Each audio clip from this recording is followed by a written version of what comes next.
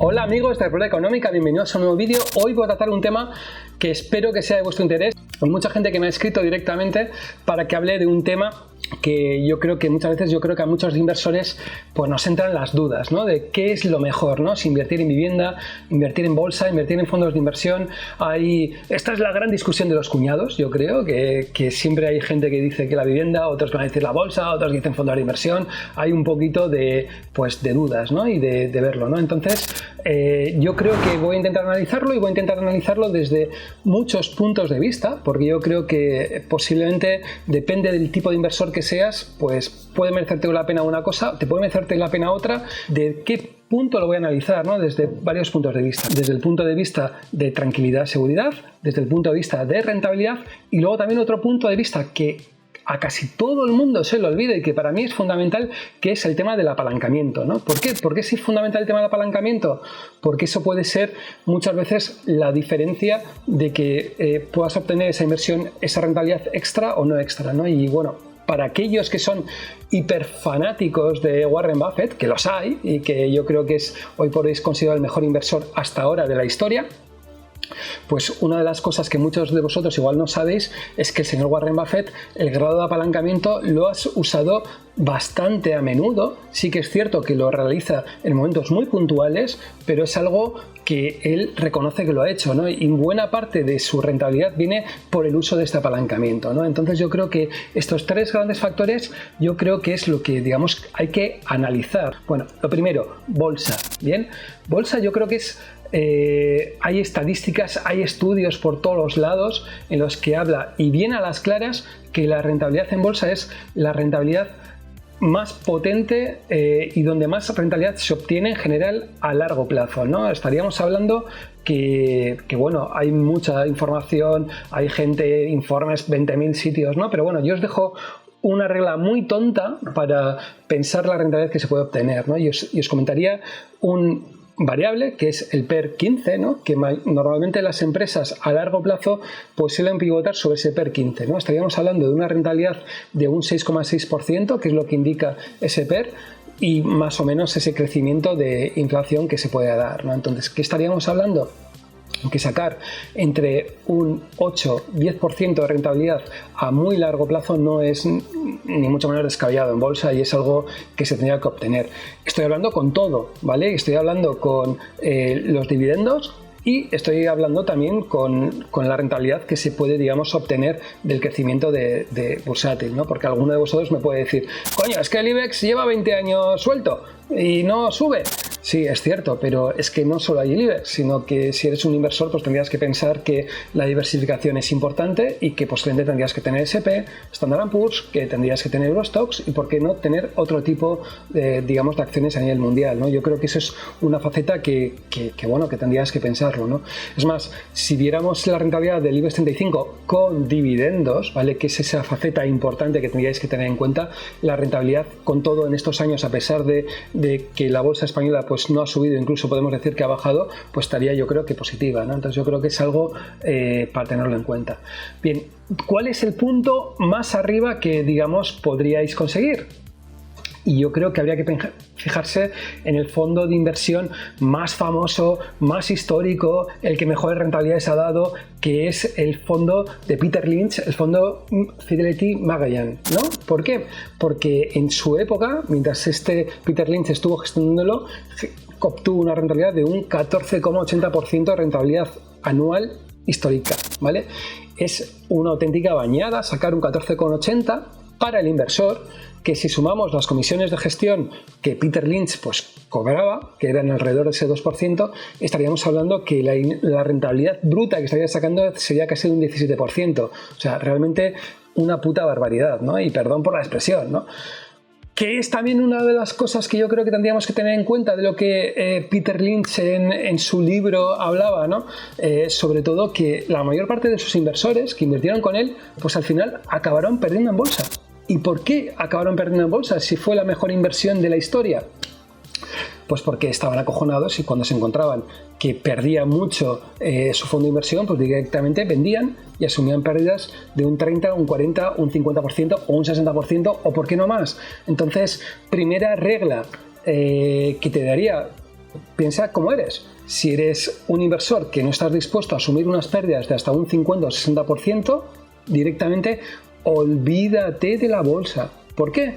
Porque es normal que en un periodo de 10, 15 o 20 años pues vayas a tener movimientos de un 50, un 60% sin demasiados problemas, y en pocos meses. Entonces, si eres ese tipo de inversor acojonado y que tienes miedo y que no estás dispuesto a tener esa cantidad de pérdidas tan importantes, bien, entonces la bolsa no es lo tuyo.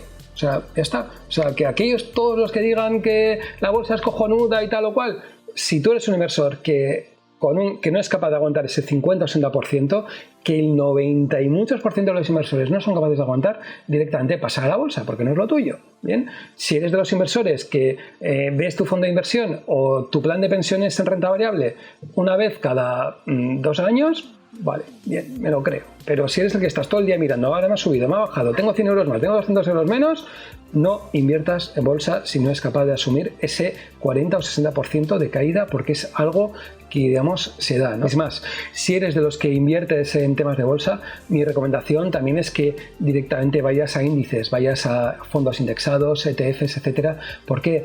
Porque realmente sí, hay mucha gente que habla que la media no es buena, porque al final no consigue ser sobresaliente, pero la realidad es que los fondos indexados han conseguido rentabilidades mucho más potentes que muchos de los grandes fondos de inversión que se venden hoy por hoy en la actualidad o que se han vendido en la actualidad, y como no, incluso desde un punto de vista personal, ¿no? Si eres que no sigues la bolsa tan a menudo y que realmente pues que eres capaz de vivir 2 años sin saber qué pasa o deja de pasar, mi recomendación claramente es indexados, digamos, y ETF, ¿no? Entonces, yo creo que espero que haya quedado claro, ¿no?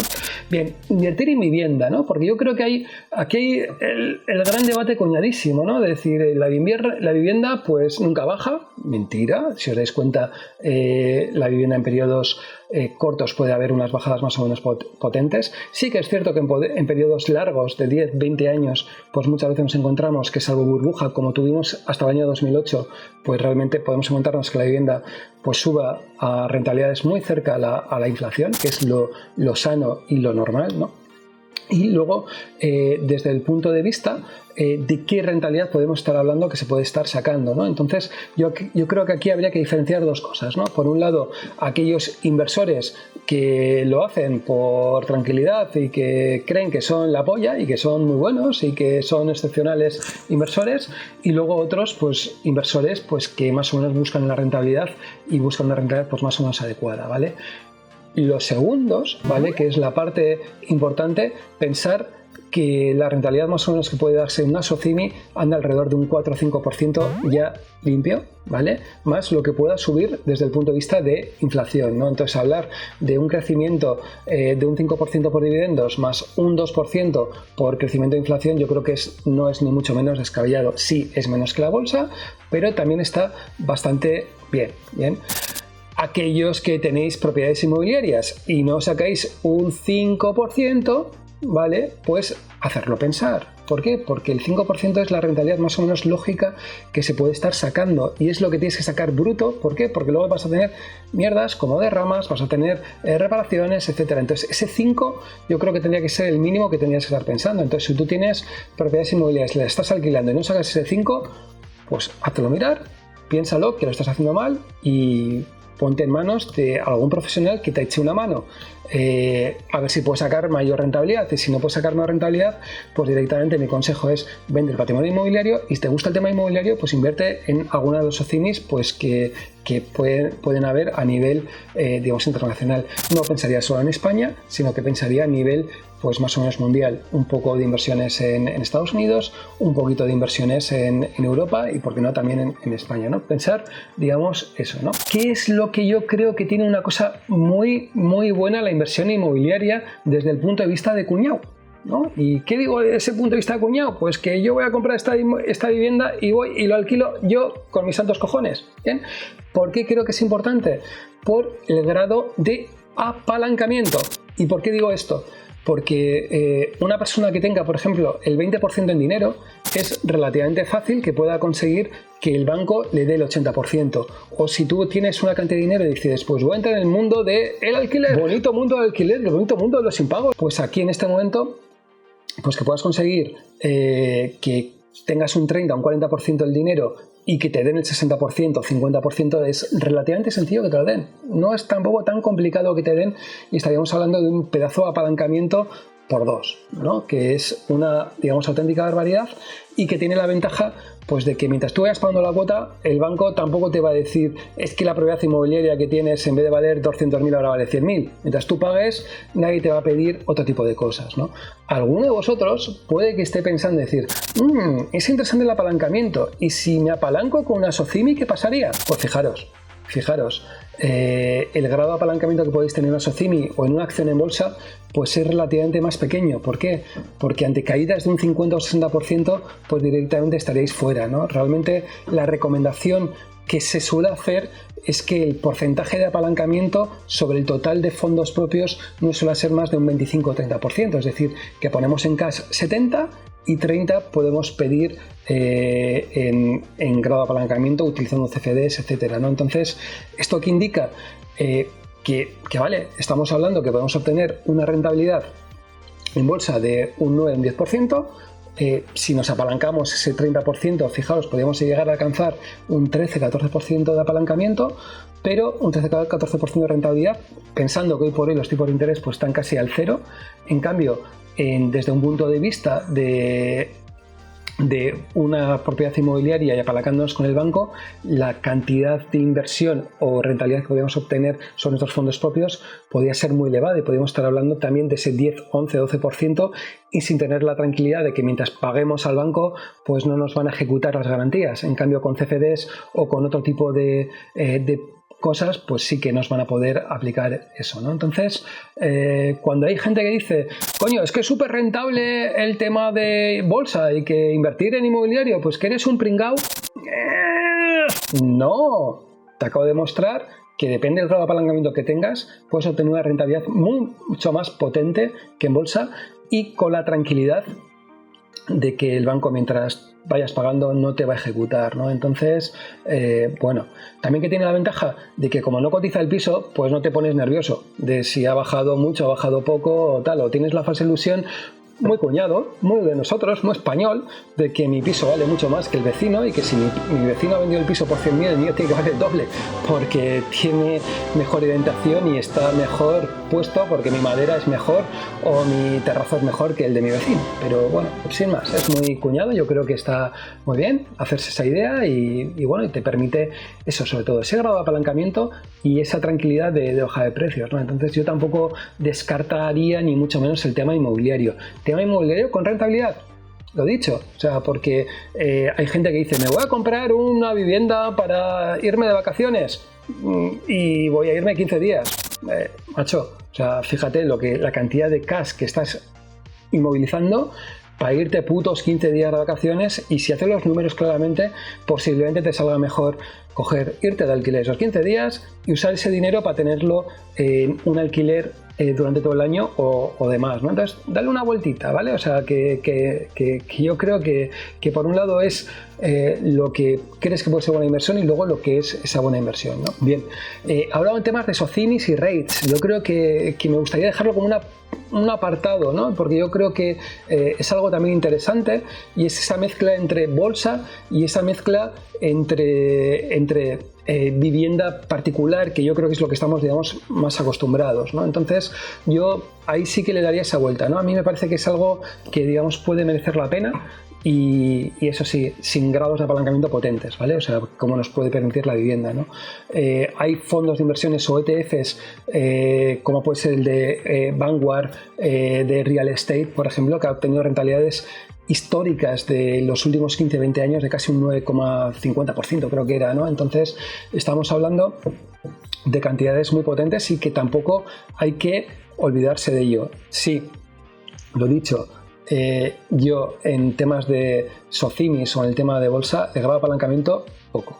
¿vale? O sea, siempre pensar en ese máximo, pongo 70 y pongo 30, o incluso hay gente que llega a decirme que el máximo es ese 130%, ¿no? Del total, es decir, que pongo 100 en cash y me apalanco en 30, ¿vale? Entonces pensar esas cantidades porque hay mucha literatura, mucha gente que ha hecho simulaciones con estas cantidades y es el punto en el que puede más o menos salir rentable, ¿no? Es decir, obtengo una rentabilidad y el mercado no me echa, ¿no? Y eso yo creo que es un punto, ¿no? Pensar en el tema de apalancamiento, porque mucha gente habla de todo este tipo de cosas y no acaba de pensar en el tema de apalancamiento, y fijaros, es un punto yo creo que esencial desde el punto de vista de rentabilidad, ¿no? Fondos de inversión, ¿no? Porque yo creo que hay mucha gente que está hablando de fondos de inversión, tal. Bien, me parece una inversión interesante, pero siempre fíjate en el gestor, ¿no? Y las comisiones de gestión que te van a soplar. Bien, ¿por qué? Porque hay muchos gestores que no llegan a sacar lo que puede sacar un ETF. Bien, entonces si no llegan a sacar ese ETF, pues directamente pasa de ellos, ¿no? O sea, ¿por qué? Porque al final, digamos, hacen pues mal su trabajo, ¿no? Entonces yo le daría una vuelta para esos fondos indexados que yo creo que funcionan, digamos, correcto, ¿no? Un gag, ¿no? Y un poquito una chorrada, ¿no? Y hace relativamente poco, hace pues 2 años, un amigo me comentaba, ¿no? A ver, ¿qué me recomendaba? Sino ETFs que le parece un poco raro o, digamos, entrar en fondos de inversión, etcétera, ¿no? Entonces, pues le dije, yo, mira, empieza de una determinada manera, empieza mitad del dinero que tienes en ETFs, la mitad en fondos de inversión, ¿vale? Empezamos con eso. Y al final de año, al que peor lo haya hecho, dentro de todo eso, pues le quitas un porcentaje y se lo das al otro y al revés, ¿no? Entonces, pues si los dos lo hacen bien, pues acabarás teniendo todo 50%. Y si lo hacen mal, pues acabarás teniendo solo en uno de los, digamos, de los productos y ya está, ¿no? Entonces, esta persona pues me hizo caso y hace poco hablaba con ella, ¿no? Y me decía que después de 2 años de haber hecho la interacción, que hizo un 25, pues hoy por hoy tiene todo en ETFs. Con eso ya te indica que encontrar un fondo de inversión que sea bueno y que te dé esa rentabilidad es muy jodido. Entonces, dar una vuelta. No significa que no haya que tener fondos de inversión, que creo que sí hay que tenerlos, pero hay que pensar que tienen que ser unos fondos de inversión muy de autor, que inviertan unas cosas muy concretas y que te aporte ese valor añadido. Y encontrar esos gestores, yo creo que es jodido, no, es lo siguiente, ¿no? Entonces, el tema, sobre todo, va en contra un poco de todo eso, pero yo creo que hay que tener, ¿no? Yo creo que tener un 70-80% de ETFs o de fondos indexados y un 20-30% en la parte de fondos, pues yo creo que no está mal, ¿no? Yo creo que es una buena idea. Después de toda esta chapa que os estoy dando, joder, yo ya 18 minutos hablando, alguno se va a caer en mí. Bueno, ¿tú dónde inviertes, José? ¿No? Porque yo creo que esa es la parte importante, porque aquí mucha gente da muchos consejos, pero yo creo que la parte que muchas veces habría que hablar con muchos gestores a la hora de decir dónde coño tienen su pasta, y eso es la pregunta, ¿no? Cuando muchas veces te vayas a un banco y te diga te aconsejo este fondo de inversión, ¿no? Y la pregunta que tienes que hacerle, vale, ¿y tú cuánto de tu patrimonio tienes en ese fondo de inversión? Si lo tiene todo, pues habla con él, sigue hablando. Si te dice que no tiene nada, mira, pírate, macho, porque ya está, porque eres un comercial, bien, te han pillado y ya está, ¿no? Bien, desde el punto de vista de mi patrimonio personal, pues tengo una parte importante en vivienda en sí, ¿no? Como yo creo que tiene la mayor parte de los españoles, bien. Esto puede ser alrededor de un 50-60% de mi patrimonio, o sea, fijaros la cantidad potente que digamos que tengo, ¿no? Dentro de mi patrimonio.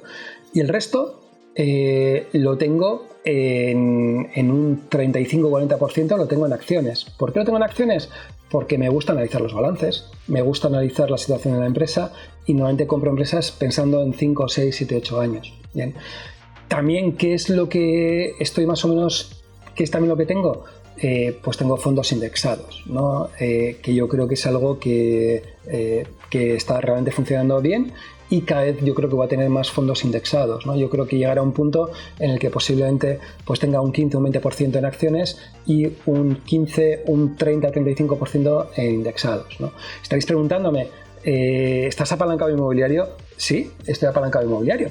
Y bueno, y yo creo que en otro vídeo os comentaré qué es lo que hice desde el punto de vista inmobiliario y yo creo que espero que sea de vuestro interés, ¿no? Sin más. Nada más, espero que os haya gustado el vídeo. Si os ha gustado el vídeo, ¿qué es lo que tenéis que hacer? Pues darle a me gusta, no, comentar. Yo creo que es más importante comentar que me gusta, que el me gusta también, que cuesta menos, que sí, lo sé, darle me gusta. Si os gustan estos vídeos frikis de temas de economía y destripar cosas y ver cosas, pues suscribiros. Está bien, es gratis también, ¿no? Y nada más. Y recordaros que queda un día menos. Sí, un día menos. Para mí es la República, pero para otros puede ser otra cosa. José, ¿eres republicano? Sí, soy republicano. Sí, lo sé, lo soy. Está mal decirlo, pero soy republicano, no pasa nada. Nada más. Un saludo, salud y república.